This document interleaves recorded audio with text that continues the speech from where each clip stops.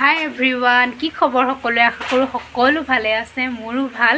আৰু আজি এটা ৰেচিপি লৈ আহিছোঁ, অসমীয়া থলুৱা খাদ্য মাছ পাতত দিয়া।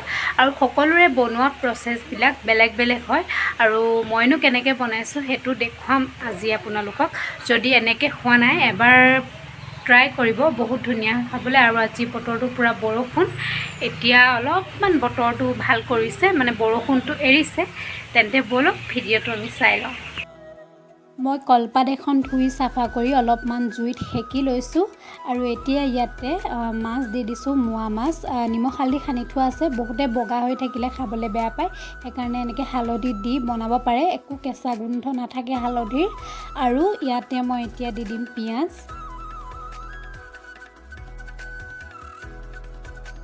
এতিয়া মই ইয়াতে 3টা জলকীয়া দি দিছোঁ। জ্বলা পৰিমাণটো আপোনালোকে কম বেছি কৰিব পাৰে। আৰু এটা বিলাহী, সৰুকৈ বিলাহী মই কাটি লৈছিলোঁ সৰু সৰুকৈ, তাতে মই এতিয়া দি দিলোঁ। আৰু ৰাফলি খুন্দি লোৱা আদা নহৰু দি দিছোঁ।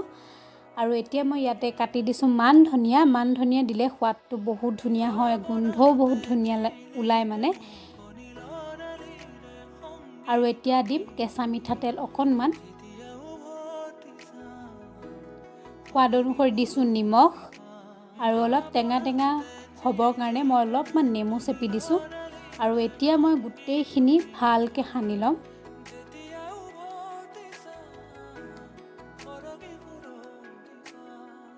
আৰু মোৰ সনা হৈ গ'ল। এতিয়া মই ধুনীয়াকৈ কলপাতখন মেৰিয়াই ল'ম।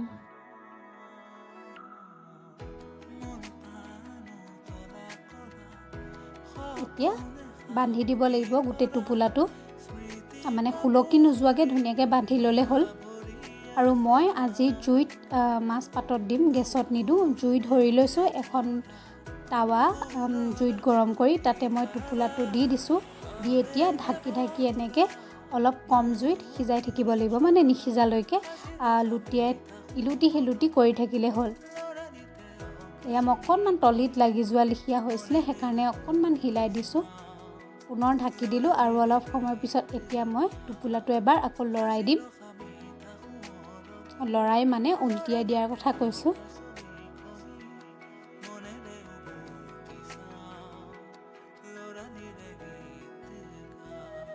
পুনৰ মই ঢাকোন লগাই দিছোঁ অলপ সময়ৰ কাৰণে। এয়া প্ৰায় আকৌ 5 মিনিটমানৰ পিছত চাইছোঁ,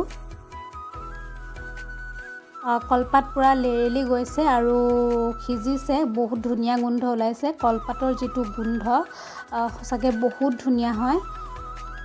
এয়া আমাৰ প্ৰায় সিজি গ'ল, হৈ গ'ল মাছ পাতত দিয়া। এতিয়া মই এখন প্লেটত ধুনীয়াকৈ উলিয়াই ল'ম। অকণমান ঠাণ্ডা হ'বলৈ দিলোঁ, তথাপিতো গৰম হৈয়ে আছে। এতিয়া মই চুব পৰা মানে হৈ আছে। এতিয়া ধুনীয়াকৈ উলিয়াই দিছোঁ। বহুত ধুনীয়া হৈছে আৰু বহুত ধুনীয়া গোন্ধ ওলাইছে। গোটেইখিনি ভালকৈ সিজি গৈছে, বিলাহীও কোমল হৈ গৈছে।